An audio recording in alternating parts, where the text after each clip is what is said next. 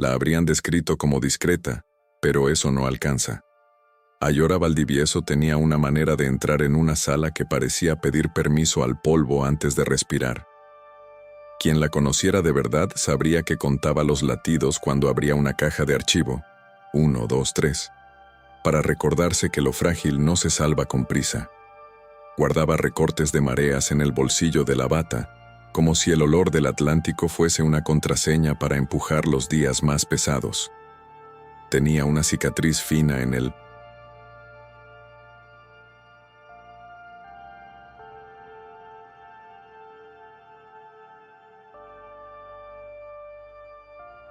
torso de la mano derecha, recuerdo de una hoja desbocada, y cada vez que la miraba repetía sin voz que lo perfecto era una mentira útil. Nadie, salvo ella, sabía que afinaba la garganta mientras cepillaba fibras de celulosa, que la música le servía de regla para medir la paciencia del barniz. Y tampoco sabían que antes de dormir le escribía a una madre derrotada por la tristeza, cartas que no enviaría jamás, pidiéndole permiso para no heredar el mismo abismo. La tarde que empieza esta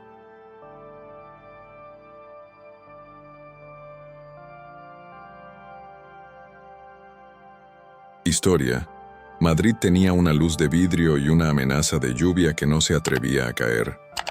Ayora trabajaba en una portada de 1932 con olor a sal ferrosa, y la hemeroteca respiraba como una iglesia antigua con las ventanas entornadas. El sistema de seguridad, ese ojo que ve sin preguntar, registraba el silencio, el paso medido del personal, los clics de un ratón distante. En la puerta apareció Pedro Ruán Aristegui, bilbaíno de cronómetro fácil y trajes que parecían no tocarle el cuerpo. Era el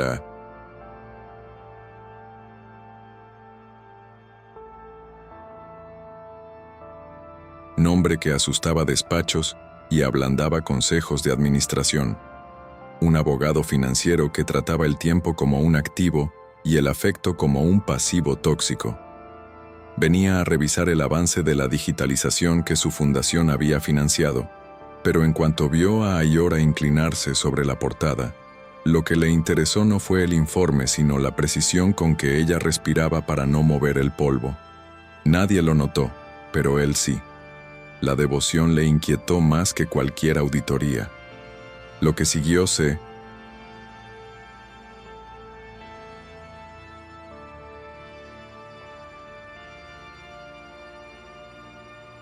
construyó con pequeños gestos que, al juntarse, parecieron un golpe. Una cámara captó, por accidente, por negligencia, por rutina, la voz de Ayora cantando bajito mientras esperaba que el barniz se asentara.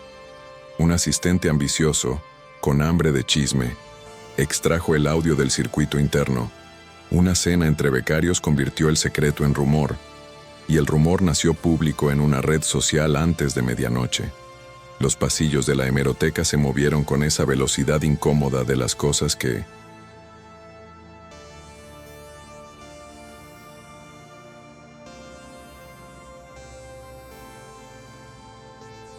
nadie quiere asumir como propias.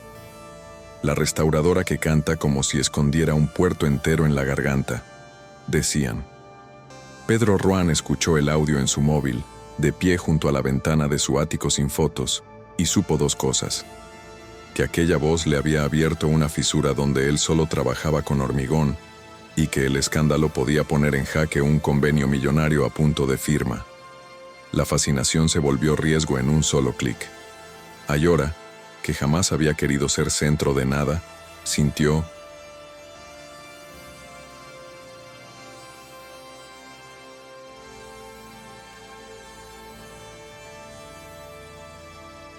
cómo la ciudad le miraba con una curiosidad que dolía.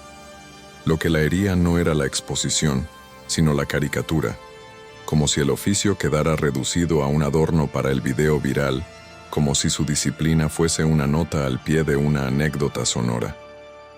Pasó la mañana siguiente con los guantes puestos, pero las manos le temblaban de un modo que no aceptaba. Midió la humedad, comprobó el pH, Anotó en su cuaderno una palabra que le daba vergüenza escribir: miedo. Miedo a que la dirección la apartara.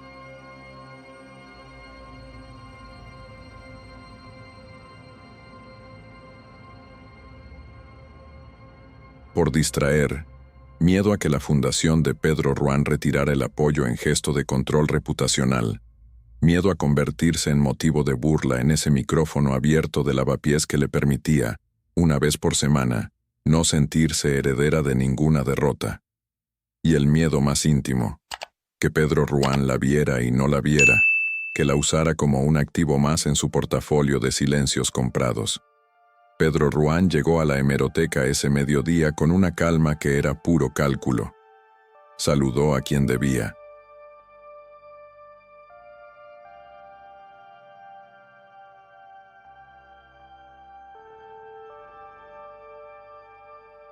Preguntó por el avance del lote, Hemeroteca 32, y bajó al taller con un permiso que nadie se atrevió a cuestionar. Se detuvo a 1 metro de la mesa de Ayora y habló sin elevar la voz, como quien intenta no asustar a un animal que ya ha sido herido. Dijo que lamentaba el ruido, que la seguridad sería auditada, que su fundación no toleraba filtraciones. Pero debajo de ese discurso controlado, vibraba algo que él no sabía nombrar y que ella comprendió demasiado rápido. Una mezcla de respeto y deseo.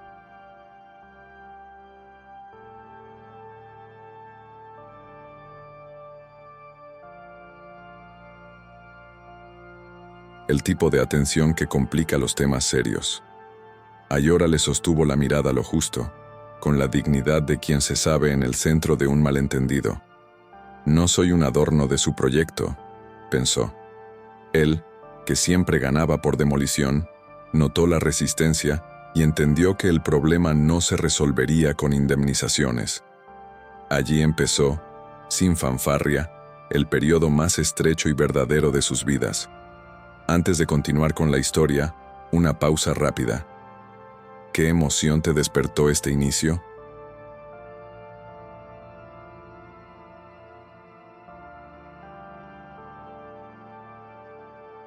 ¿Curiosidad, rabia, ternura o desconfianza?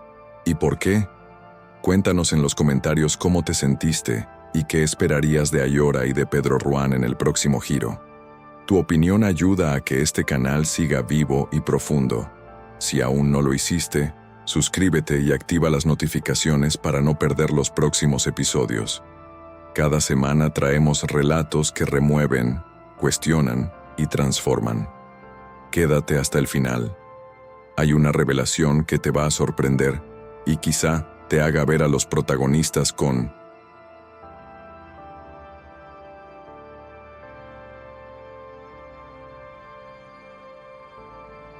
otros ojos. Durante la reunión de emergencia con la dirección, Ayora escuchó su nombre repetirse como si fuera un objeto extraviado. Hablaron de riesgos reputacionales, de límites del personal técnico, de protocolos acústicos, con una seriedad que le recordó a los partes médicos del abuelo marinero cuando dijeron pronóstico reservado. Pedro Ruán se sentó al extremo de la mesa, espalda recta, manos quietas, y cuando le cedieron la palabra, eligió un tono que no pretendía agradar. Anunció: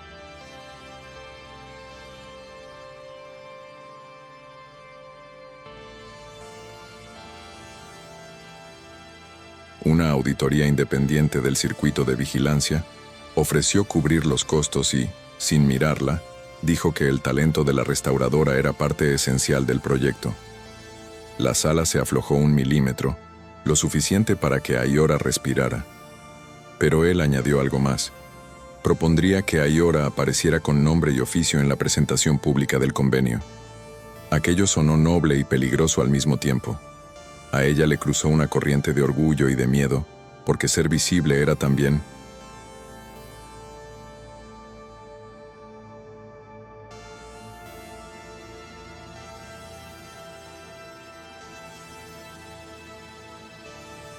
convertirse en blanco. El resto del día, el taller se convirtió en una coreografía de gestos precisos que pretendían domesticar la ansiedad.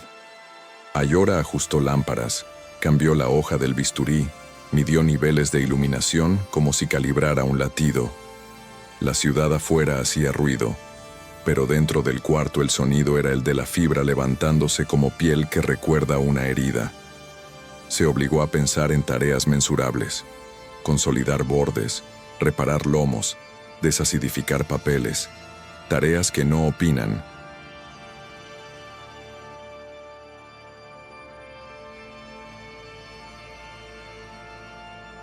Sobre la gente. 2 veces se sorprendió mirando la puerta, temiendo ver entrar a Pedro Ruán con otra propuesta sellada en números.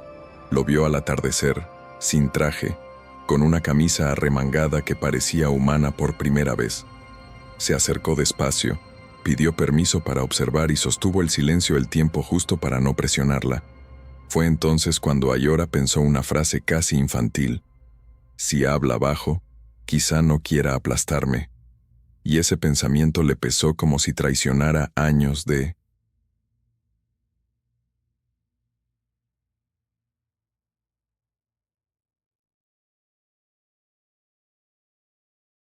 autoprotección. Pedro Ruán, que sabía de pleitos y de mercados pero poco de gente, descubrió que el taller imponía un tipo de respeto que no podía comprarse.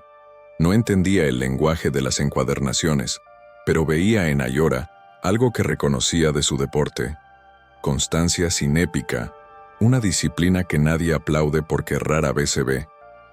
Le explicó con cuidado que el acto público en el auditorio del Paseo Recoletos estaba previsto para la semana siguiente y que su equipo de comunicación prefería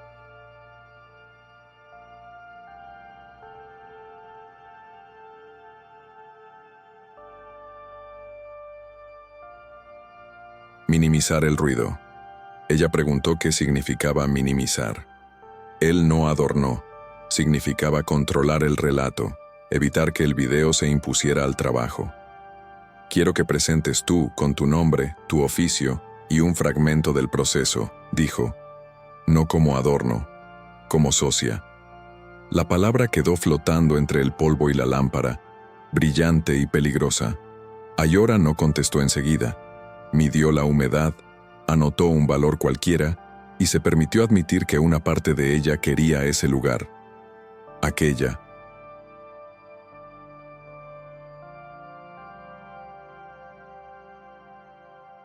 Noche, Ayora caminó sola hasta Lavapiés con la sensación de que el barrio la miraba distinto, aunque intuía que era ella quien había cambiado el paso. El bar del micrófono abierto olía a madera vieja y a cerveza derramada.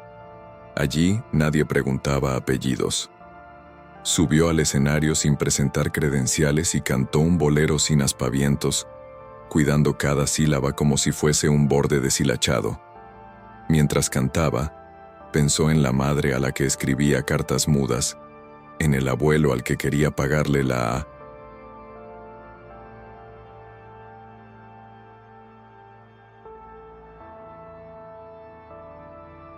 residencia, en el taller que soñaba montar en Galicia con una ventana hacia el gris del mar. Cuando bajó, una mujer mayor le dijo que su voz parecía un cuarto en penumbra, donde a una la dejan llorar sin prisa. Ayora sonrió y sintió que esa definición contenía un futuro posible.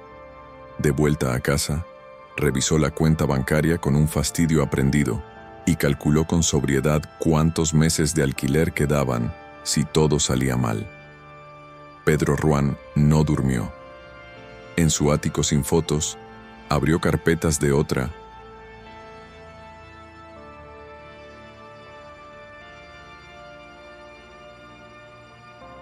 Clase, las que no pasaban por su despacho. Leyó el informe de seguridad con un rigor quirúrgico y anotó nombres que, llegado el caso, despediría sin pestañear. Pero lo que lo mantenía despierto no era solo la gestión del daño, sino la certeza incómoda de haber cruzado una frontera con la propuesta de sociedad. Él, que siempre negociaba posiciones, había ofrecido un asiento a alguien que no jugaba en su liga y que, para colmo, le importaba.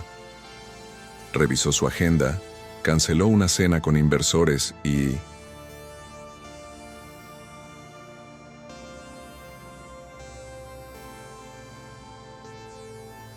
escribió un correo breve a su equipo. La presentación no se mueve, el foco será el proceso, no el ruido. Luego se quedó de pie frente a la ventana mirando la ciudad desierta, preguntándose cuándo aprendió a confundir control con cuidado. En algún punto de la madrugada, aceptó que esta vez no ganaría por demolición. Tendría que aprender a sostener sin aplastar. La mañana siguiente, amaneció con un cielo pálido y una quietud que engañaba. En la hemeroteca, el murmullo de siempre tenía hoy una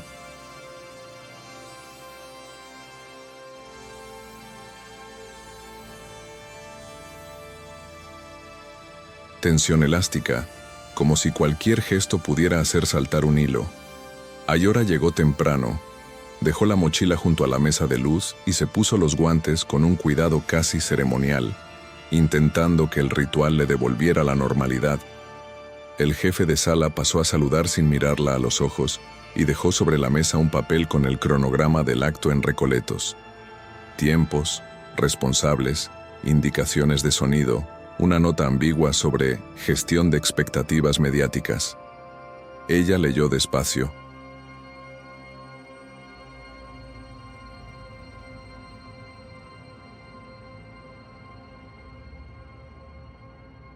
Subrayando con lápiz los tramos en los que debía hablar, y el estómago se le encogió cuando advirtió que su nombre aparecía en una tipografía menor que la de la fundación de Pedro Ruán.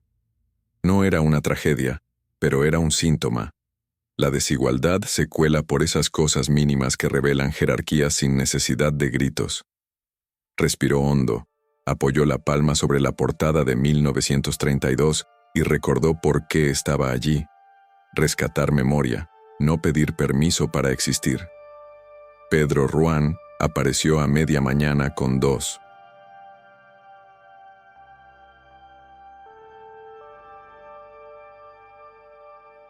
personas de comunicación y un consultor de crisis que olía a colonia discreta y hablaba en frases numeradas. Le propusieron un guión seguro, datos, cifras, agradecimientos. A Ayora apenas un segmento corto, demostrativo, sin micrófono abierto a preguntas. Pedro escuchó con la paciencia de quien no quiere mostrar los dientes demasiado pronto, y luego pidió ver el taller de montaje para evaluar la parte técnica. Caminó junto a Ayora por el pasillo largo. Ella le narró, en términos simples, lo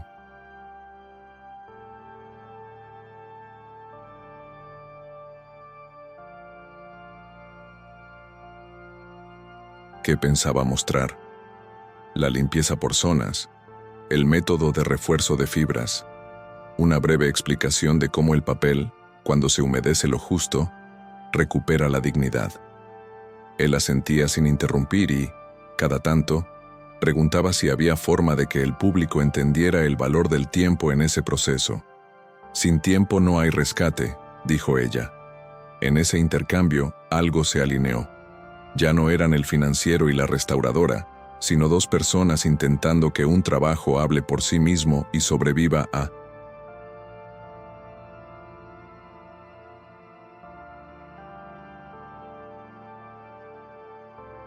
los focos. El ensayo general en el auditorio fue un mapa de tensiones pequeñas. Las luces altas cegaban un poco. El proyector desplazaba los colores y el sonido devolvía un eco que deformaba las consonantes. Ayora probó explicar el consolidante con un video de detalle y pidió que acercaran la cámara al pincel para que el público viera cómo el borde roto dejaba de temblar. Un técnico, apurado, dijo que no había tiempo para tanto acercamiento. Pedro intervino sin elevar la voz. Lo hay. Y la sala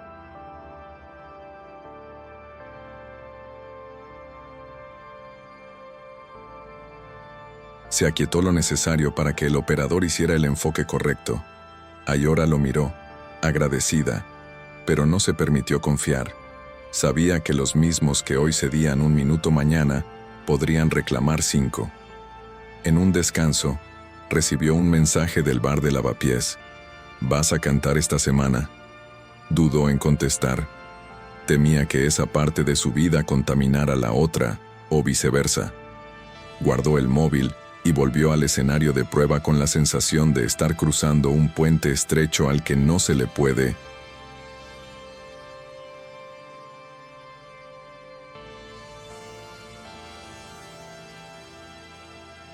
mirar el agua. Por la tarde, estalló una arista nueva del problema. El asistente que había filtrado el audio apareció en una publicación anónima insinuando que la restauradora cantante estaba siendo favorecida por Pedro Ruán por motivos extracurriculares. No había pruebas, solo malicia y 2 emojis. Pero la malicia viaja más rápido que cualquier rectificación.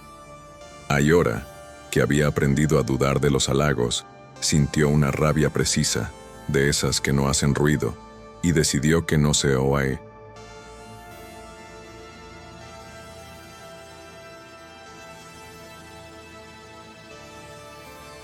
Escondería. Redactó un correo a la dirección y a la fundación pidiendo que en el acto se reconociera por escrito su rol técnico con nombre y funciones, sin adjetivos que la infantilizaran. Pedro, al leerlo, notó una mezcla de orgullo y alarma. Orgullo porque la veía defender su lugar con argumentos. Alarma porque comprendía que la transparencia, si no se hacía bien, podía encender otra hoguera. Llamó a su equipo jurídico y pidió rastrear la cuenta anónima, no por venganza, sino para documentar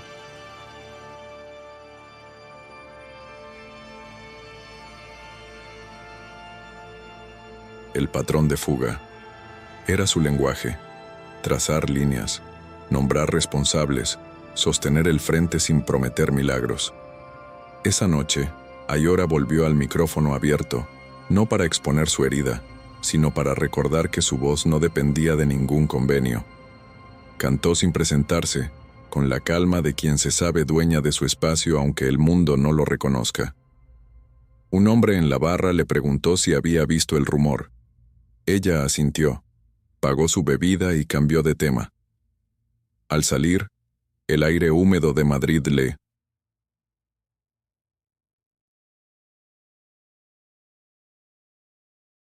pegó a la cara como un aviso. Caminó despacio hasta su piso, pensó en el abuelo y en la residencia que aún no podía pagar, en la madre que se apagaba de a poco en los recuerdos, en el taller soñado en Galicia con una lámpara inclinada sobre una mesa de madera. Abrió el cuaderno donde garabateaba letras y, por primera vez, escribió una frase que se atrevió a mirar. No quiero que me salven. Quiero trabajar a la vista. Cerró el cuaderno y durmió poco, pero con la certeza nueva de que Nogio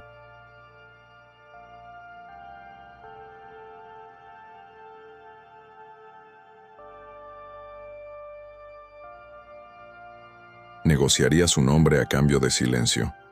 A la mañana siguiente, la hemeroteca recibió la notificación formal de la auditoría del circuito interno, y el jefe de sala leyó el documento con voz neutra para evitar que se escuchara la grieta.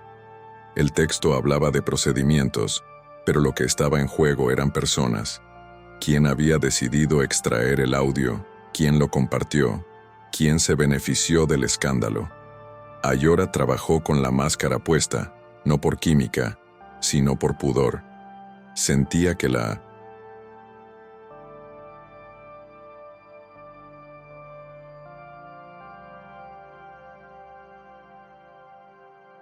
observaban incluso cuando nadie la miraba. Pedro Ruán llegó con un equipo reducido y en una parte sutil le informó que habían identificado accesos irregulares en horarios improbables. No prometió castigos ejemplares ni usó palabras vacías. Dijo, habrá consecuencias, y por primera vez dejó ver cansancio en el gesto. Ella no supo si agradecerle o recordarle que todo esto era posible porque su fundación había puesto cámaras por todas partes. Se contuvo y volvió a la tabla de humedad.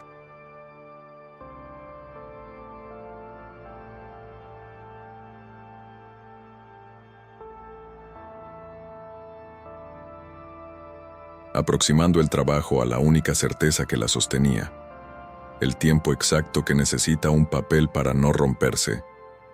Ese mediodía, La dirección organizó un encuentro con la prensa especializada para encauzar la conversación antes del acto público. No sería una rueda multitudinaria, apenas 3 medios culturales y 2 blogs de patrimonio. Ayora aceptó con condiciones mínimas. Hablar solo del proceso, nada de su vida fuera del taller. La sala dispuesta para entrevistas olía a café recalentado y a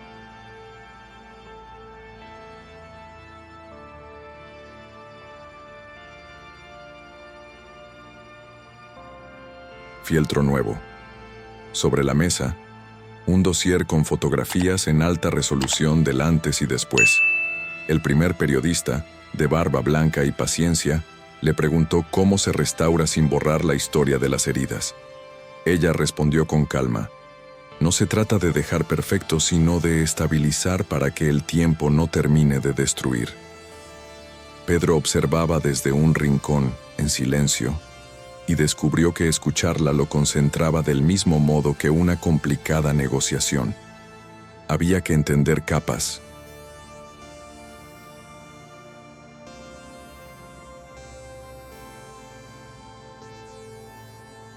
Resistencias, adhesiones posibles.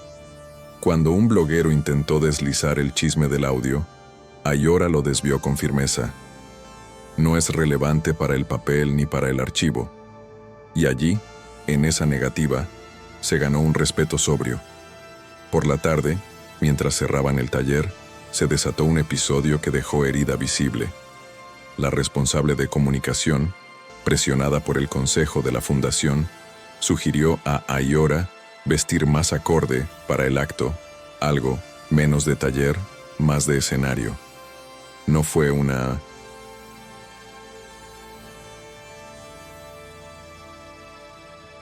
sugerencia inocente. Detrás había la idea de domesticar la estética de vitrina. Ayora tragó saliva, guardó el bisturí con un cuidado que delataba enojo y respondió que iría con ropa limpia y presentable, pero funcional al trabajo en vivo que pensaba mostrar. Pedro asistió a la escena en silencio unos segundos, midiendo la temperatura, y cortó la discusión con una frase llana: la protagonista es el proceso. Si alguien mira el vestido, fallamos. La responsable sonrió sin humor y asentó.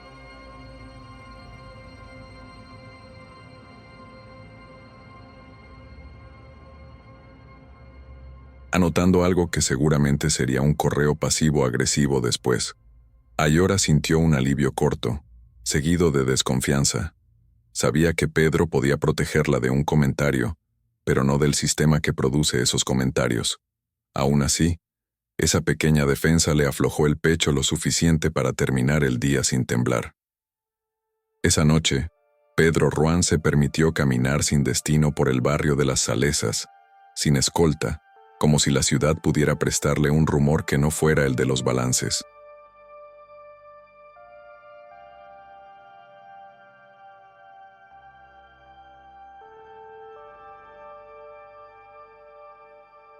Pensó en su ático sin fotos y en lo inverosímil de ofrecer sociedad a alguien fuera de su mundo de pactos cerrados. Se preguntó, con una honestidad que le sorprendió, si su interés por Ayora era un desvío romántico o un gesto de reparación tardía por tantas veces en que había comprado silencios ajenos.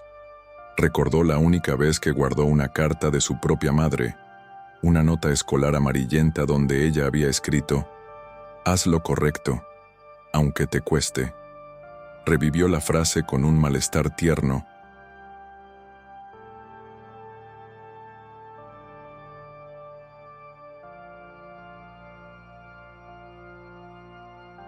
Y volvió a mirar el móvil. Su equipo había confirmado que la cuenta anónima que difundía insinuaciones se conectaba a un trabajador externo que ya no colaboraría más. No celebró. Sabía que desactivar un foco no apagaba la fogata. Cruzó un semáforo en rojo con la mente en otra parte y sintió que, por primera vez en años, el control no era el refugio, sino la jaula. Al día siguiente, a primera hora, Ayora encontró en su mesa un sobre sencillo con el membrete de la hemeroteca. Era el orden revisado.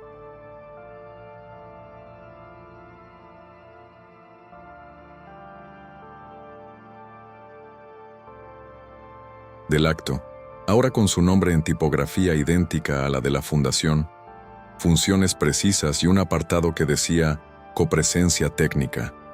No era poesía, pero era respeto en papel.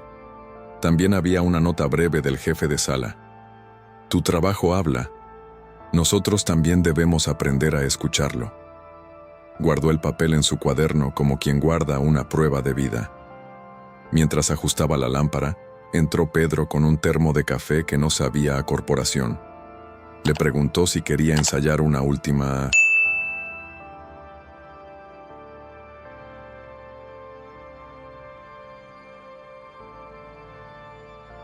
Ves el tramo del pincel y la cámara cercana. En el breve silencio que siguió, Ayora percibió un acuerdo tácito. Él sostendría el marco para que ella mostrara el oficio, y ninguno usaría el acto para humillarse ni para pagar viejas facturas.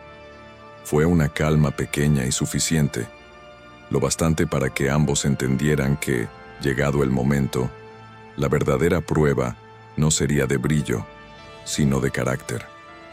El día del acto amaneció con una claridad que no prometía nada y, sin embargo, parecía exigir.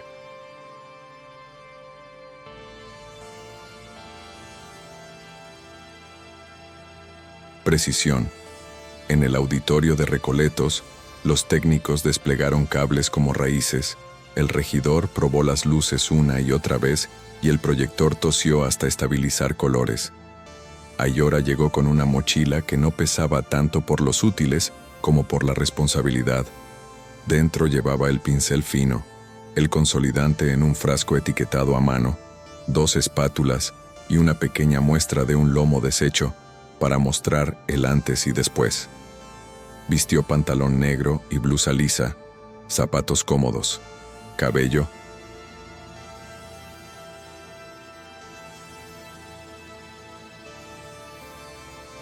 recogido para no invadir el trabajo. Nada de lentejuelas ni poses. Al verla, algunos miembros de la fundación ofrecieron sonrisas profesionales, esas que dicen, gracias por no complicarnos, y a la vez preguntan si todo saldrá según guión. Pedro Ruán llegó poco después, sin prisa, con un cuaderno donde solo anotaba palabras sueltas. Al saludarla, sostuvo la mirada un segundo más de lo protocolario, lo suficiente para que ambos reconocieran que estaban entrando juntos en un terreno donde la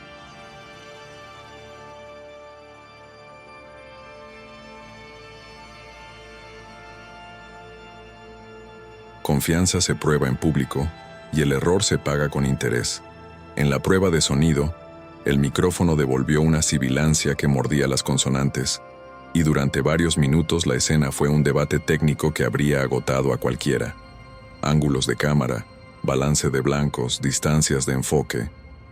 Ayora pidió acercamientos en momentos precisos para que el público pudiera ver cómo la fibra vuelve a asentarse cuando el líquido hace su trabajo. El operador, presionado por el tiempo, sugirió: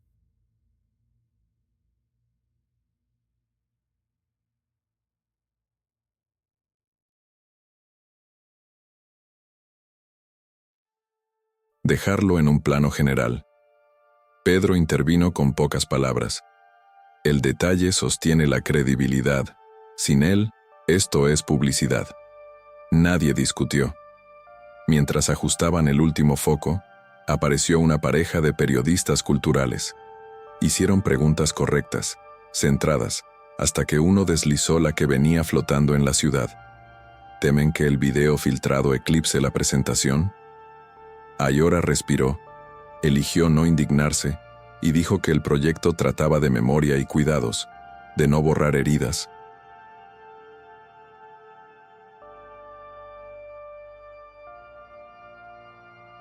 Sino estabilizarlas, y que eso se mostraría mejor en una mesa de trabajo que en una pantalla maliciosa.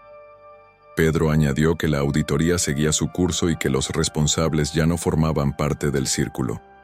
Fue un cierre sobrio, sin épica, pero eficaz.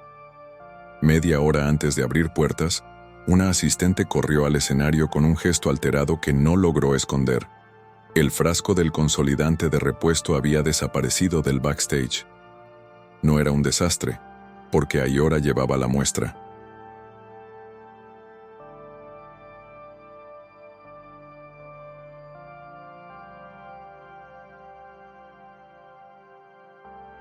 Principal, pero sí un mensaje feo, una mano pequeña tratando de torcer el día.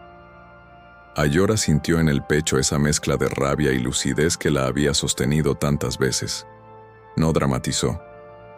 Revisó su mochila, comprobó dosis, calculó tiempos para que el proceso resultara visible sin improvisaciones peligrosas. Pedro escuchó el reporte en silencio, caminó hasta el pasillo y habló con el regidor con una calma que intimidaba.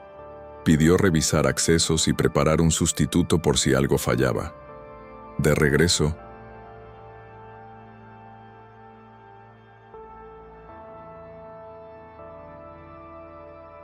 se acercó a Ayora y, sin teatralidad, preguntó si necesitaba cambiar el orden de su demostración. Ella dijo que no, que mostraría lo planeado y que si faltaba algo lo diría en voz alta. Sin adornos, agregó.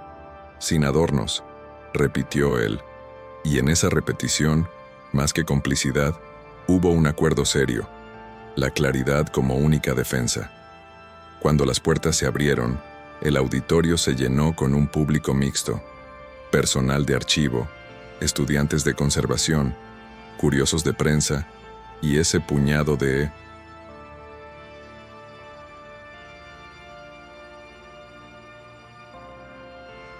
espectadores que van a todas las inauguraciones con el mismo gesto de expectativa cínica.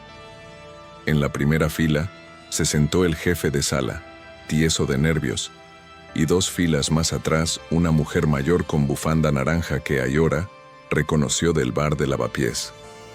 No le hizo señas, pero la presencia le enderezó los hombros. El maestro de ceremonias presentó el convenio con el lenguaje que conocen los actos: cifras, objetivos, plazos. Pedro subió con su guión mínimo, evitó el tono de triunfalismo y habló de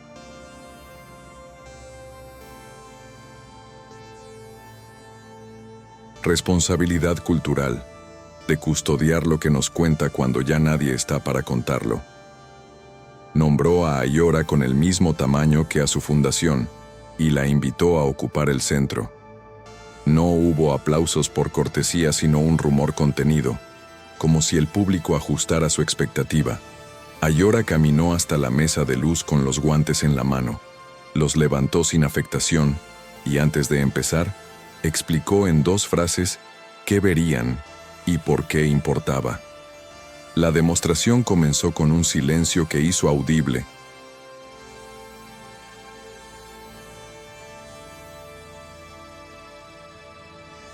el leve roce del pincel al acercarse al borde roto.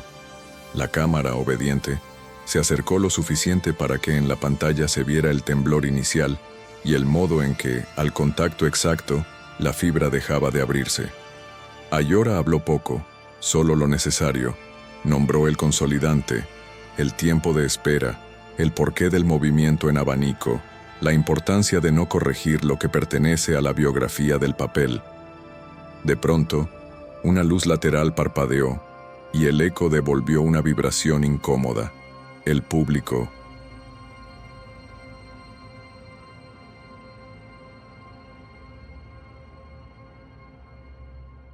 murmuró. Ayora no se aceleró. Apartó la herramienta, alzó la vista y dijo que esperarían unos segundos, que la prisa es enemiga de cualquier restauración. Pedro, a un lado, sostuvo la pausa con el cuerpo, sin tocar el micrófono. La luz se estabilizó, y ella retomó como si el incidente formara parte del método. Al finalizar esa sección, no hubo euforia, pero sí un reconocimiento denso. Esa sala había visto, sin filtros, el trabajo respirar. Y esa evidencia, más que cualquier discurso, empezó a limpiar el ruido de la víspera.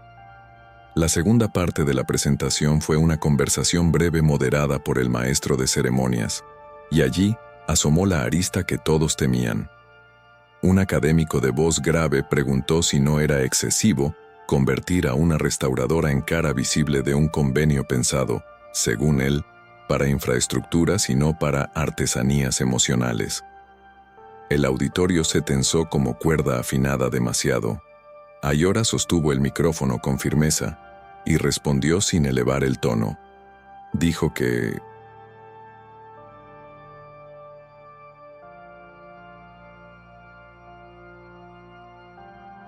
la infraestructura sin manos que sepan usarla es una cáscara, que el archivo no se salva con comunicados, sino con horas de luz correcta, que el proceso que habían visto tenía estándares, protocolos y métricas, no caprichos. Mencionó el plan de digitalización cruzado con conservación preventiva, las hojas de ruta que habían preparado para los lotes más vulnerables, y explicó por qué el criterio de reversibilidad evita sectarismos técnicos. Pedro añadió, en el turno siguiente, que el convenio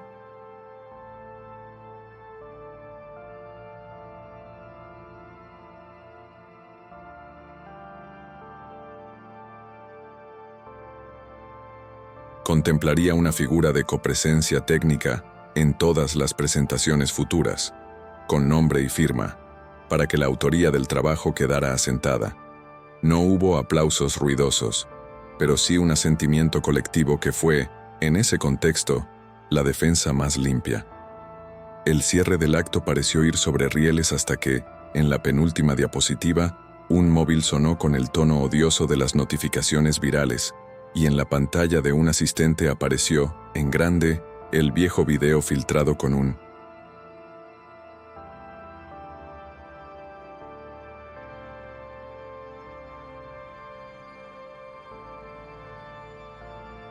titular insinuante. La distracción fue inmediata. Una ola de miradas fugaces buscando el foco del chisme. Ayora apretó los labios un segundo. Eligió no mirar la pantalla ajena y pidió con calma volver a mostrar el detalle del borde consolidado que habían visto 10 minutos antes. El operador obedeció. La imagen del papel herido ocupó otra vez el fondo, y el rumor se fue apagando, como si el auditorio hubiera recordado de golpe qué había ido a ver. Pedro, desde su lugar, solicitó al regidor que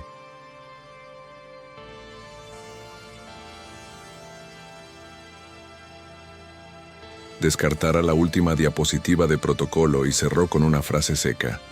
La memoria no se negocia con morbo. Después agradeció a los equipos por sostener la nitidez en medio del ruido. Cuando el público se puso en pie, no fue un estallido, pero sí un rumor de respeto. La mujer de la bufanda naranja asintió hacia Ayora con un orgullo ajeno que sostuvo el aire mejor que cualquier nota de prensa. En el backstage, mientras los técnicos recogían cables, llegó el parte de la auditoría provisional.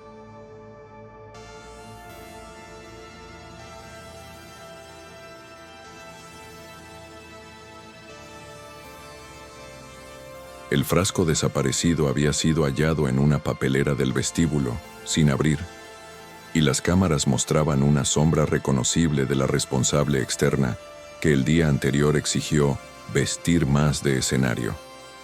No había duda razonable. El jefe de sala, pálido, pidió disculpas a Ayora con una torpeza sincera. Pedro ordenó activar el protocolo de rescisión inmediata y por primera vez en toda la secuencia, se le notó la furia en la mandíbula.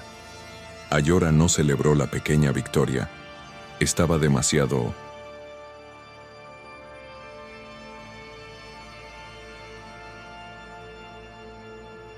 cansada para administrar rencores.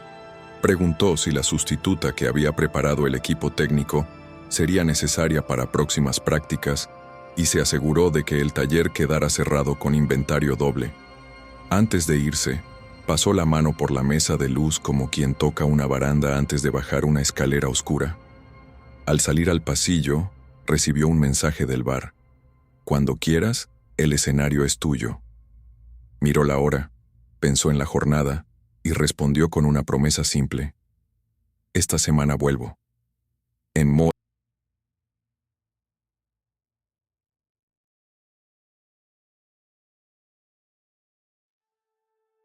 El pasillo que daba a los ascensores, Pedro la alcanzó con pasos sin prisa. No traía el traje blindado de otras veces, sino esa camisa arremangada que lo volvía menos estatua y más persona. Le ofreció acompañarla hasta la salida lateral para evitar preguntas innecesarias, y durante unos metros caminaron sin hablar, con el eco de la sala aún vibrando en el cuerpo. En la puerta, Pedro dijo lo que hasta entonces había evitado, midiendo cada palabra. Propuso formalizar su papel como codirectora.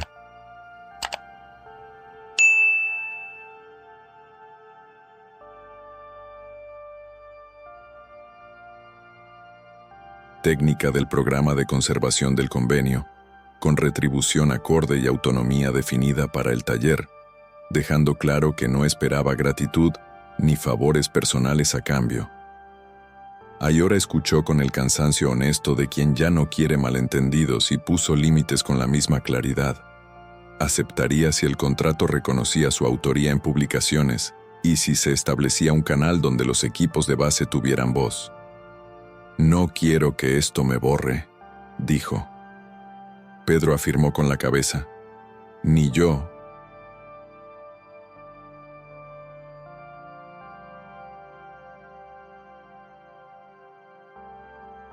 «Quiero que te convierta en trofeo», respondió. La frase, austera, dejó una promesa de trato adulto. Esa noche, cada uno regresó a su guarida con una sensación distinta y, sin embargo, parecida. Ayora llegó a su piso pequeño, dejó la mochila en el suelo y apoyó la frente contra la ventana fría. El cuerpo le pedía silencio. La mente, una lista. Abrió el cuaderno y apuntó en letras apretadas lo que no quería olvidar. Revisar los lotes de prensa local de 1936. Proponer una guía de manipulación para voluntarios, pedir al jefe de sala una lámpara adicional para el banco 2, escribir al bar para reservar un turno el jueves. Añadió una última línea que le costó: pedir presupuesto de residencia para el abuelo, asegurar fechas, no postergar.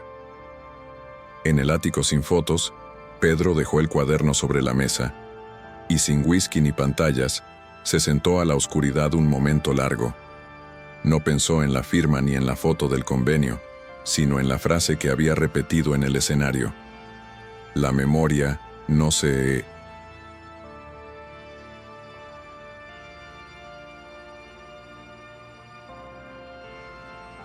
negocia con morbo. Se sorprendió imaginando lo que no solía, un esfuerzo continuado, sin épica, que no dependiera de aplastar a nadie. Afuera, la ciudad respiraba como si también estuviera reparando un borde.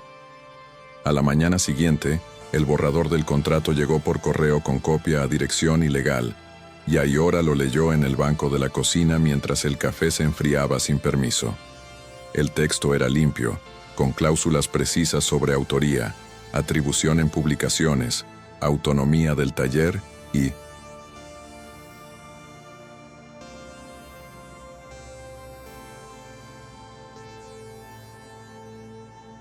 un anexo que establecía tiempos de revisión paritarios con la fundación de Pedro Ruán. Había, sin embargo, dos puntos que la inquietaron: una cláusula de confidencialidad demasiado amplia que podía amordazarla si en el futuro necesitaba denunciar presiones, y una disposición sobre alineamiento reputacional que sonaba a mordaza preventiva. Marcó con fosforito esos fragmentos y respiró hondo antes de responder. Escribió un correo sin adornos. Aceptaba la codirección técnica, pero pedía limitar.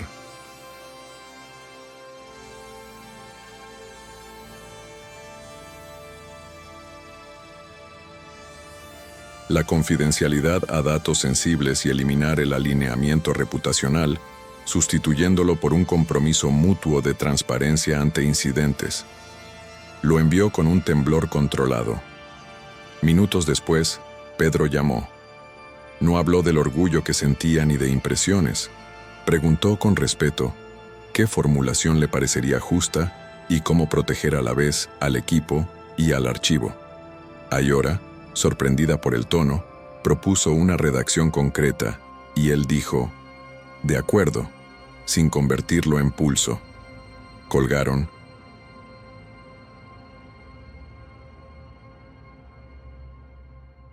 Con una sensación inédita.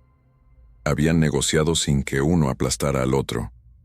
En la hemeroteca, las horas siguientes tuvieron un ritmo de trabajo que parecía pedir silencio a los pasillos. Ayora y el jefe de sala revisaron el inventario postacto, sellaron 2 cajas y prepararon un lote de prensa local de 1936 que había esperado demasiado tiempo. La fragilidad de esos papeles, más que cualquier titular, recordaba que el poder de una ciudad no está en sus torres, sino en las manos que rescatan lo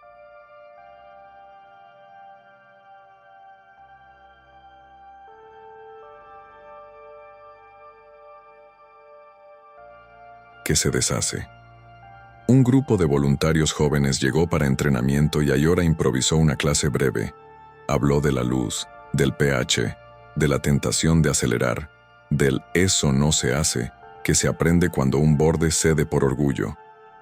Mientras explicaba, descubrió que hablar en plural la obligaba a pensar en futuro, y esa idea la sostuvo con una mezcla de vértigo y alegría.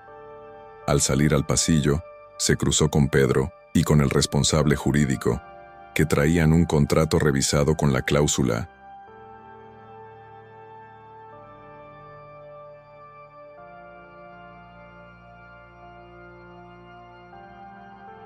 corregida tal como ella había pedido.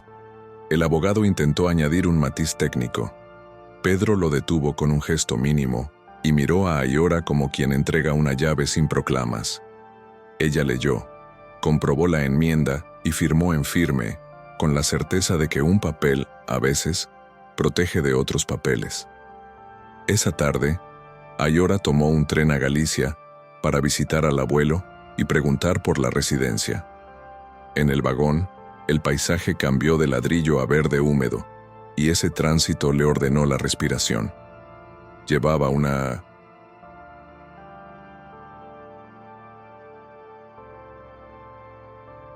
carpeta con presupuestos y un plan de pagos que había calculado con una frialdad que no negaba el afecto.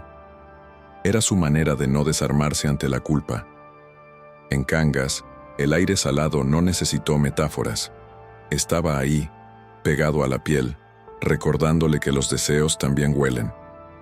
El abuelo, canoso como una luz vieja, escuchó en silencio el resumen de la semana y le apretó la mano cuando oyó la oferta de codirección. «Solo no te olvides de cantar», dijo, sin grandilocuencias. En la residencia, la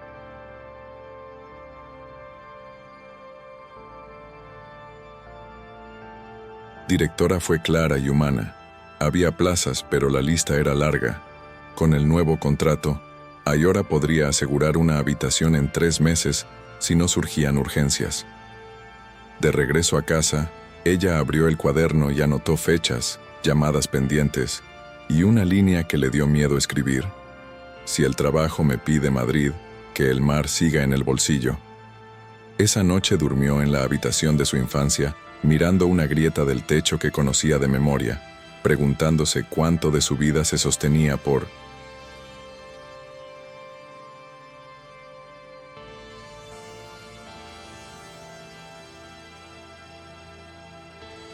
costumbre y cuánto por deseo. Pedro pasó esos mismos días enfrentando un paisaje distinto, el de su propio consejo. Un socio mayor, acostumbrado a ganarlo todo por inercia, insinuó que la visibilidad de Ayora podía confundir la marca y que el episodio del frasco desaparecido había mostrado riesgos de desorden. Pedro lo escuchó sin interrumpir, como quien toma nota de un idioma antiguo, y respondió con cifras.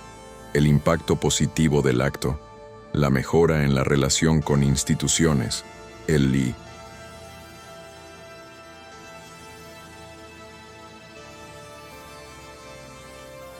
Descenso del ruido en redes cuando se comunicó con transparencia. Luego, sin levantar la voz, dijo que cualquier recuperación de activo cultural exige aceptar que la gente que hace el trabajo opine. y que si la marca no sobrevivía a un nombre propio, el problema no era el nombre. El socio frunció el ceño, acusando debilidad emocional. Pedro, que antes habría devastado la sala para sellar su autoridad, eligió otra cosa. Propuso un comité de seguimiento con criterios públicos y calendario.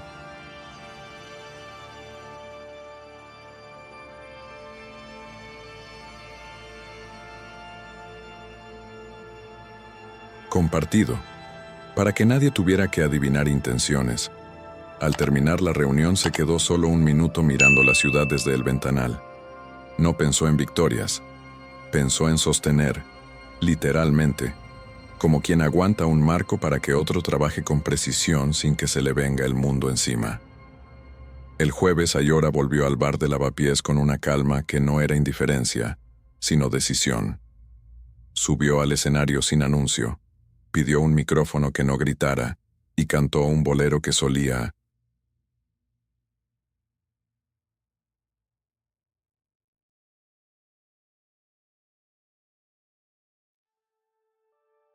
reservarse para sí. No era la canción de siempre, pero tenía el mismo pulso de cuidado.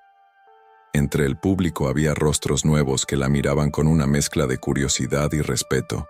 También, inevitable, uno que grababa con el móvil desde una esquina.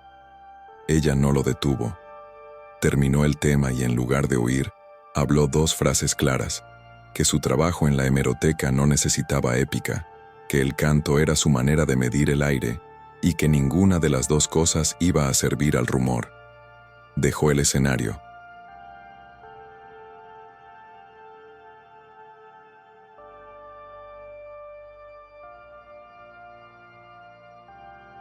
Con el aplauso exacto que consuela sin inflar. Al salir vio un mensaje desconocido. Gracias por no esconderte. Caminó hasta su piso bajo una llovizna que deshacía el polvo de la semana y, ya en casa, abrió el contrato firmado sobre la mesa. Tocó su nombre impreso como quien comprueba una costura y, en un gesto pequeño, guardó el frasco de consolidante en el mismo cajón donde conservaba las cartas mudas a su madre. No era un altar, era un recordatorio de que, a veces, la reparación empieza por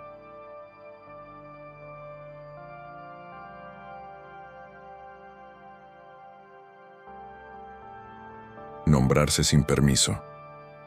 La semana siguiente fue de tornillos, listas y pequeñas batallas silenciosas. Ayora estrenó su título de codirectora técnica con un gesto que pocos vieron. Movió la mesa de luz 20 centímetros para que el reflejo no fatigara el ojo. Ordenó un plan de rotación de tareas y estableció un registro común donde cada intervención dejara rastro legible.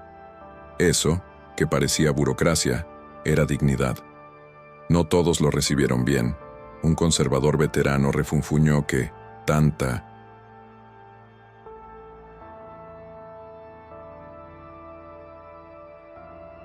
transparencia ralentiza, y un administrativo quiso recordarle que las decisiones de compra seguían pasando por la gente de arriba. Ayora respondió con la paciencia dura que aprende quien lidia con papel frágil. Mostró tiempos, justificó materiales, comprobó que el retraso aparente ahorraba errores caros. Pedro apareció a media tarde con un listado de proveedores homologados y, sin invadir, preguntó qué faltaba para que el taller respirara mejor. Una lámpara, 2 filtros y que no me llamen.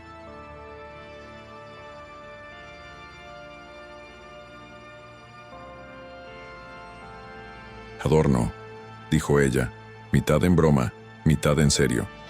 Él sonrió apenas y tomó nota. En un correo nocturno, el jefe de sala informó que desde ese día los informes técnicos se publicarían en un repositorio interno accesible a todo el personal. No era un golpe de efecto, era el suelo. Con el avance llegaron también los reclamos del mundo exterior. Una revista cultural pidió un perfil de La restauradora que canta, y el título bastó para que Ayora rechazara la entrevista 2 veces. Pedro, que solía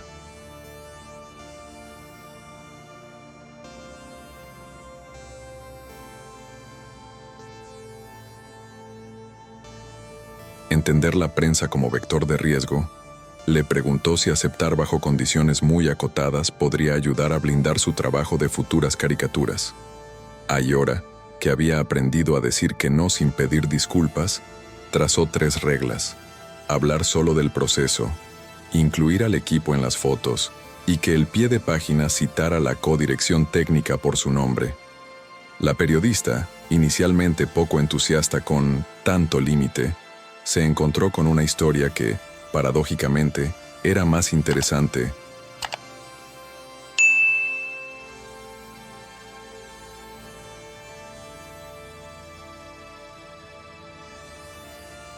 Porque no necesitaba adornos, el antes y el después de un lomo, la ética de la reversibilidad, la ternura del oficio que aguanta el tiempo sin borrarlo. La nota salió sobria, sin boleros ni insinuaciones, y un párrafo final recogía una frase que Ayora había dicho como al pasar: no vine a gustar, vine a sostener. La recepción fue discreta, y sin embargo, eficaz. En el bar de Lavapiés, una chica se acercó para decirle que gracias a esa nota había pedido ser voluntaria. Ayora volvió a casa con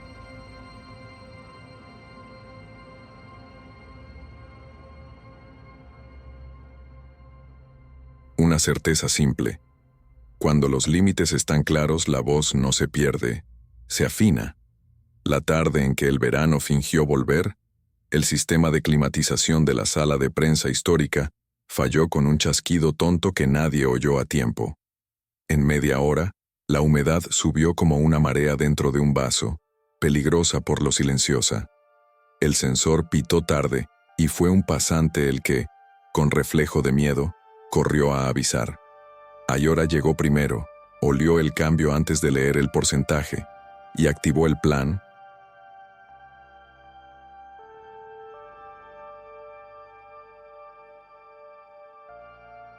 de contingencia que ella misma había obligado a redactar.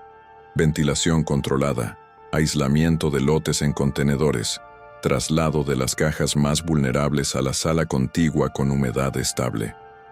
Pedro, que justo salía de una reunión, interrumpió su tarde y apareció con 3 técnicos de mantenimiento y un proveedor que debía un favor.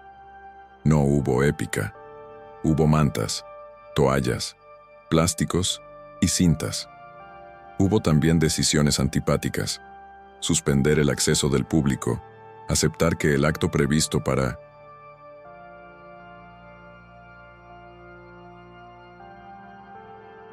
el día siguiente se reprogramara.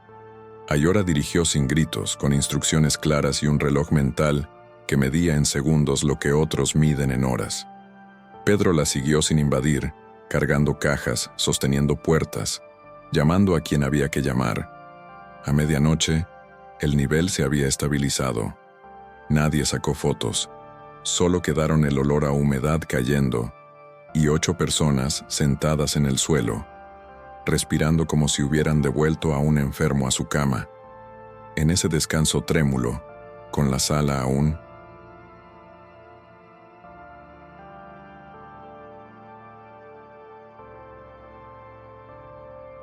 tibia, apareció el tema que evitaban: el poder.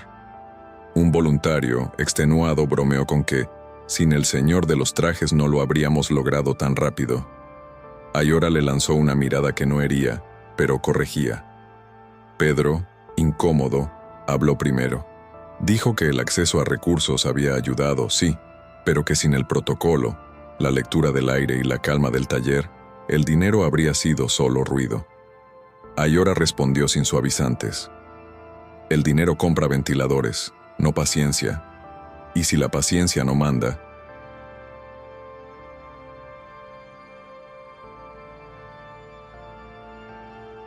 se rompe. Hubo un silencio no hostil. Pedro asintió. Después, más bajo, se atrevió a decir lo que no había pronunciado en voz alta, que estaba aprendiendo a distinguir entre sostener y poseer, entre proteger y protagonizar. Ayora lo escuchó con una incredulidad que no humilla, la incredulidad que deja lugar a la esperanza cauta. No hubo confesiones ni promesas. Ella le ofreció agua, él la aceptó, y se quedaron mirando el medidor como quien mira el pulso de un recién recuperado. En algún punto,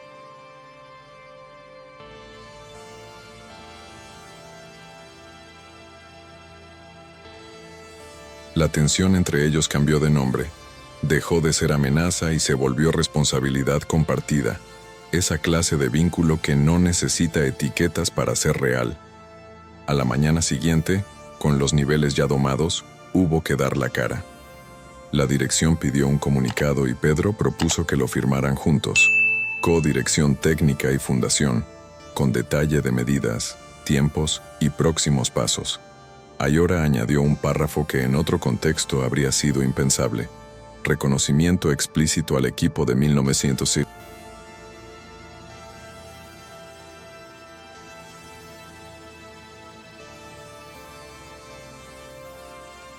Base, con nombres, y un breve agradecimiento al pasante que dio la alarma. El texto salió limpio, sin triunfalismos, y la respuesta fue sorprendentemente madura. Mensajes de colegas ofreciendo apoyo, un hilo de archivistas compartiendo protocolos, incluso un comentario del académico escéptico de la semana anterior, admitiendo que la gestión había sido excelente.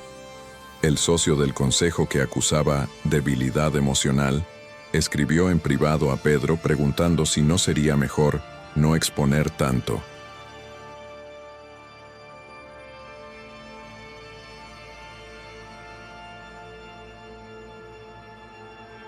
Pedro respondió con una captura de los indicadores de temperatura y humedad y 3 palabras. Esto es exposición necesaria.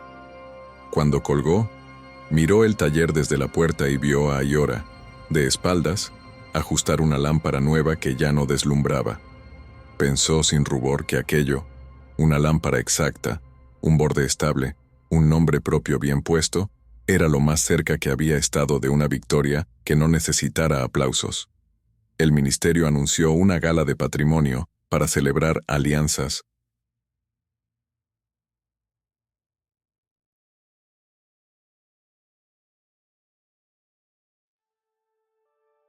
Ejemplares, y sin aviso previo, incluyó el convenio como caso destacado. La invitación llevaba el sello solemne de los eventos que confunden reconocimiento con vitrina, y Ayora, al leer su nombre en el programa, notó una incomodidad antigua, la sensación de que la iban a poner en una mesa bonita para que el trabajo perdiera espesor. Pedro recibió la noticia en copia y pidió una reunión previa con el equipo del ministerio. Quería asegurar que no redujeran la intervención a un antes y después.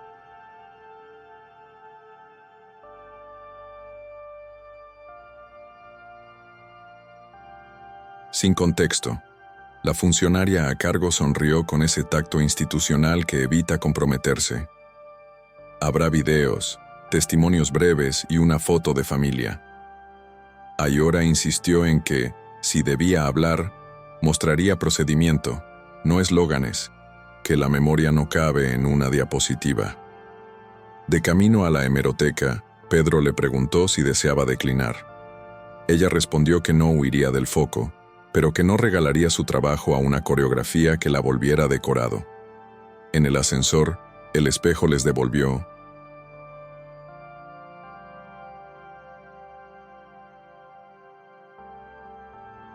una imagen que no sabían leer, 2 personas distintas que por una vez empujaban en la misma dirección, aún a costa de salir mal en la foto. Esa noche, Ayora recibió una llamada de su tía desde Cangas. La madre había tenido un día raro, de esos en que la tristeza pesa en los músculos, y preguntó por las cartas que su hija le escribía en silencio. Nadie sabía de esas cartas salvo Ayora, y la pregunta la dejó expuesta, como si le hubieran abierto un cajón íntimo frente a desconocidos. No lloró.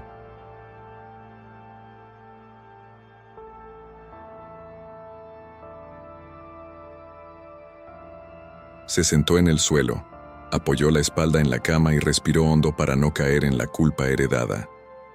Abrió el cuaderno y releyó algunas páginas. Líneas torpes donde le pedía permiso para estar bien, para querer sin miedo, para elegir Madrid aunque el mar tirara de ella. Pensó en la gala del ministerio y en el modo en que los reconocimientos a veces son jaulas con flores. Escribió 2 frases nuevas. No te estoy traicionando. Estoy aprendiendo un oficio que también rescata a la gente. Envió un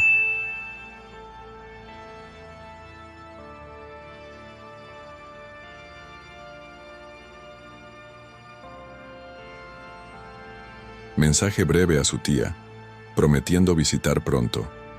Luego, casi sin querer, grabó en el móvil una nota cantada, apenas un hilo de voz, y la guardó con fecha. No para compartirla, para recordar que lo que sostiene no siempre necesita público, pero sí una verdad que no se negocie. Al día siguiente, la periodista que había escrito el perfil sobrio pidió permiso para cubrir la gala. Traía un borrador con preguntas respetuosas, pero el editor, confesó, quería un ángulo humano, que en su idioma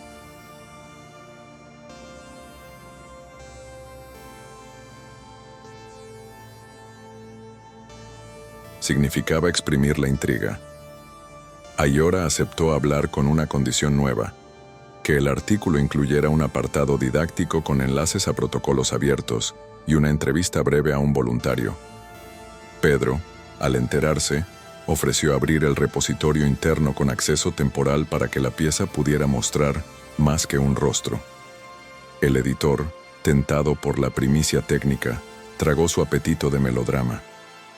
Al cerrar la llamada, Pedro y Ayora compartieron un silencio cómodo, ese que llega cuando dos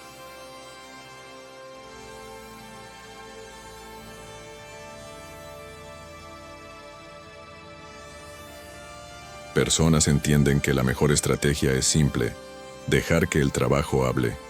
Sin embargo, la ciudad no descansa.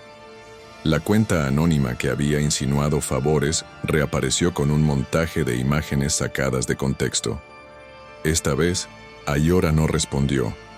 Publicó en su perfil del taller 3 fotos del proceso con textos claros y ninguna alusión al rumor.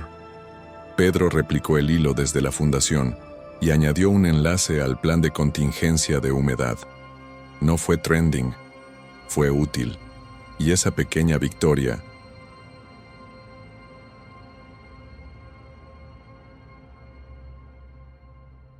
de lo útil sobre lo ruidoso les ordenó la agenda y la cabeza. La víspera de la gala, el ministerio envió un guión final que devolvía la presentación a la estética de escaparate. Música grandilocuente, testimonios brevísimos, un cierre con promesa de futuro firmada por la fundación. Ayora lo leyó sentada en el borde de la mesa de luz, sintiendo que el suelo se le inclinaba. Fue al despacho de Pedro con el papel aún caliente. No pidió permiso para hablar. Dijo que ese texto borraba la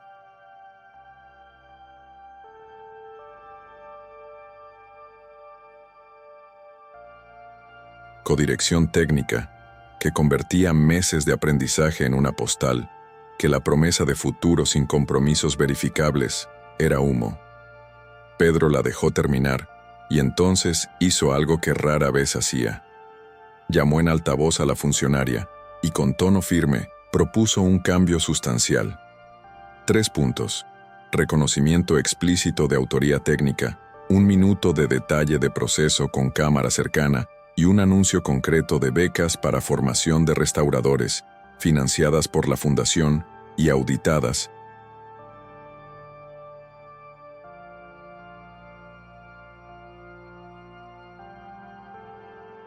por un comité mixto.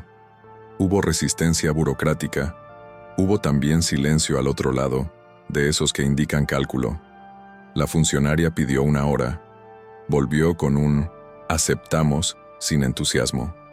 Ayora colgó sin sonrisa, pero con la columna más recta.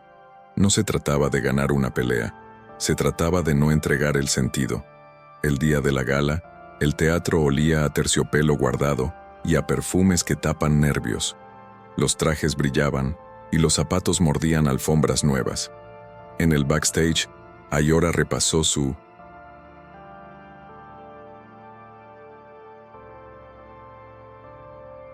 minuto de detalle, y Pedro revisó por última vez el anuncio de becas.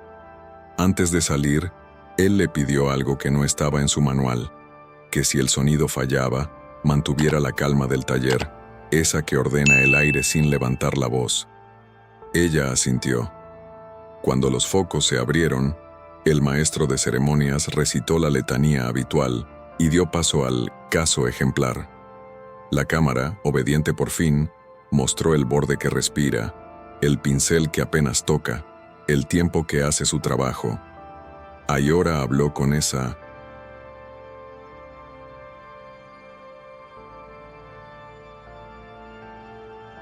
claridad que no compite, nombró materiales, riesgos y límites. Luego, Pedro leyó el compromiso. Becas anuales con nombre y seguimiento público, apertura de protocolos y un canal de formación compartida con la hemeroteca. No fue un aplauso ensordecedor, pero sí largo, sólido. En la cuarta fila, un hombre mayor aplaudía con una emoción contenida. El abuelo, que había viajado con ayuda de la tía. Ayora lo vio y por un segundo perdió el orden. No se deshizo, sostuvo, y en ese sostener entendió que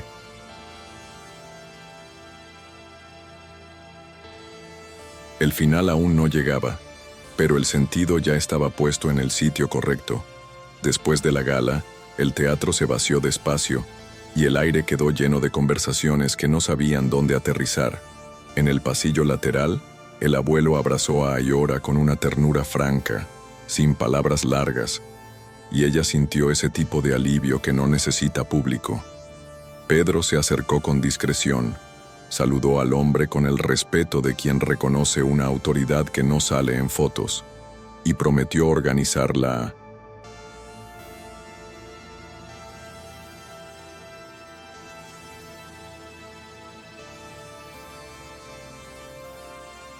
logística para las becas sin mareos, empezando por un taller abierto en la hemeroteca que llevara el apellido de los restauradores anónimos. Lo interrumpió un funcionario con urgencia de selfie. Pedro lo despachó con una cortesía seca y regresó al tema serio, el video filtrado. Dijo que había decidido presentar una denuncia formal y publicar el informe completo de la auditoría, con nombres ocultos solo donde la ley lo impusiera, porque la reparación sin verdad es cosmética. Ayora lo escuchó.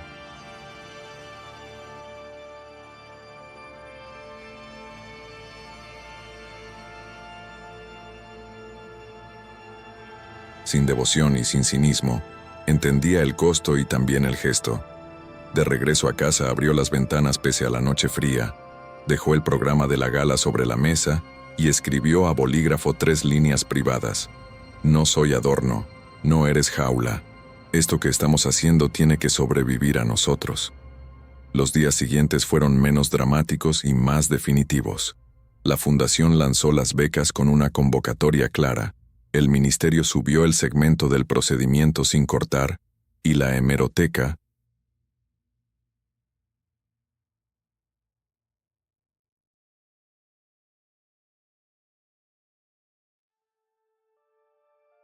recibió por primera vez en años voluntarios con formación de base y hambre de oficio más que de foto. Ayora organizó el primer seminario con una mezcla de rigor y ternura que ordenó incluso a los más dispersos. Habló de herramientas como quien presenta a personas queridas y del error como parte del aprendizaje siempre que se documente. Pedro, fiel a su promesa, mantuvo el ruido lejos. No permitió cámaras invasivas y pidió que los comunicados mencionaran nombres de equipo en lugar de rostros.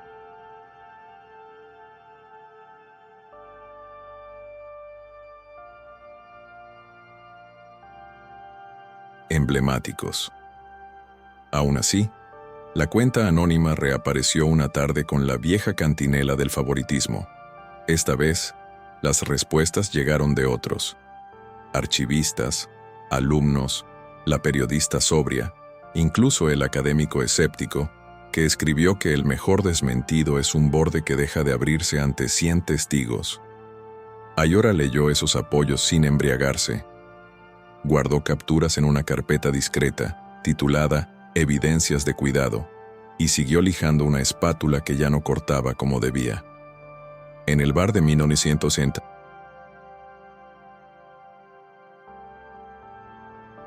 Lavapiés cantó un tema breve y al terminar, pidió que apagaran los aplausos un segundo.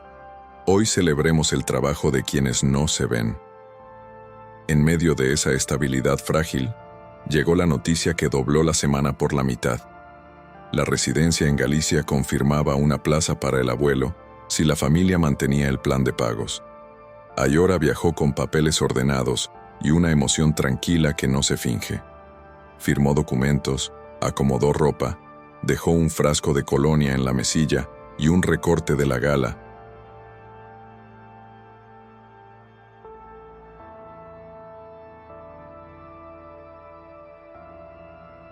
Dentro del cajón, no como trofeo, sino como señal de que el mundo afuera también se mueve cuando se empuja en el sitio correcto. El abuelo le pidió que no faltara al verano en el pueblo. Ella prometió un calendario honesto, sin heroísmos.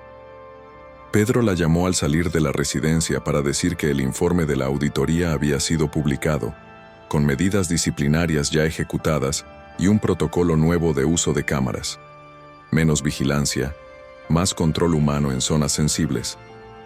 Menos ojo, más...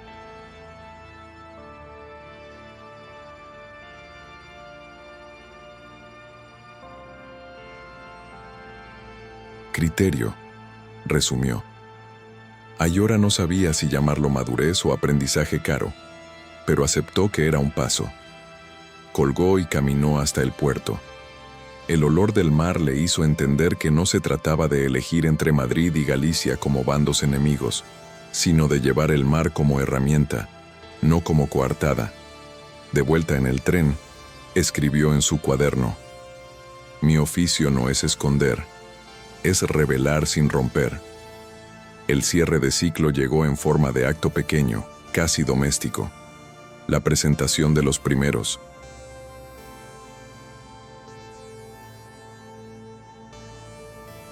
Becarios en una sala secundaria, sin alfombra roja ni discursos grasientos. Había tortilla, café tibio y mesas con herramientas ordenadas. Ayora abrió la sesión con una demostración breve. Pidió a 2 alumnos que se turnaran el pincel y dio la indicación que se convertiría en lema: «No corrijas para gustar, corrige para que dure». Pedro habló después, no desde el atril, sino a ras de suelo, y anunció 2 compromisos que sorprendieron incluso a los suyos. Renunciaba a su nombre en el título de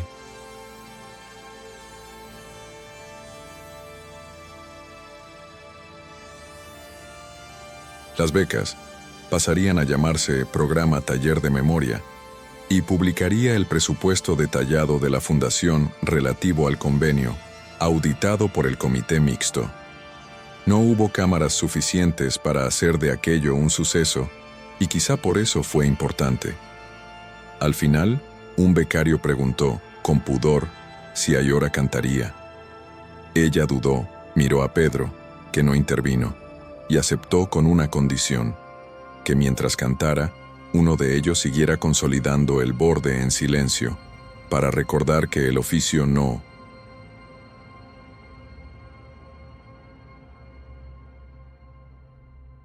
se detiene por el espectáculo. Así fue. 2 ritmos a la vez, una voz que no pedía perdón por existir y un pincel que cumplía con su paciente moral. Esa noche, ya sin público, quedaron solos en el taller.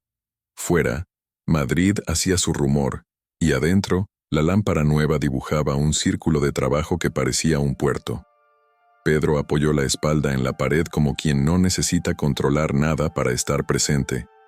Ayora guardó las herramientas y cerró el cuaderno donde, en otra época, escribía cartas que...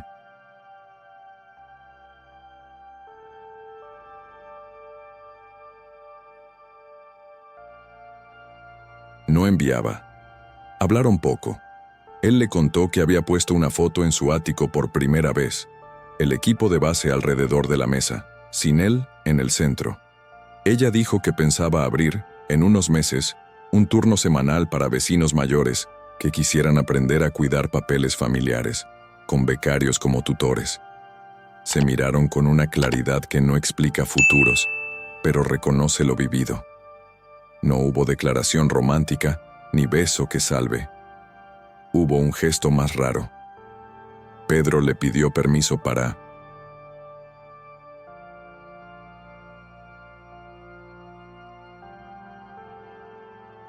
quedarse en silencio mientras ella escribía la lista del día siguiente. Ella dijo que sí, y el sí fue emblemático, no por grandioso, sino porque decía que aquello había pasado de verdad, que los cambió para siempre, y que, aunque a veces cueste explicarlo, aprendieron a sostener sin aplastar, a cuidar sin esconder, a trabajar sin borrar la herida que los trajo hasta aquí. Antes de irte, si esta historia te tocó de alguna manera, cuéntanos en los comentarios qué te movió y qué personaje te dejó.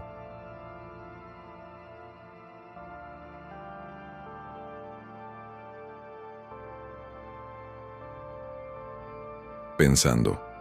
Suscríbete al canal y activa las notificaciones para no perder los próximos relatos. Cada semana publicamos historias intensas y humanas. Si te gustó, deja tu me gusta. Nos ayuda muchísimo a seguir creando. Y cuando este video termine, mira a la izquierda de tu pantalla. Te espera otra historia emocionante para continuar esta travesía. Te espero en el próximo capítulo.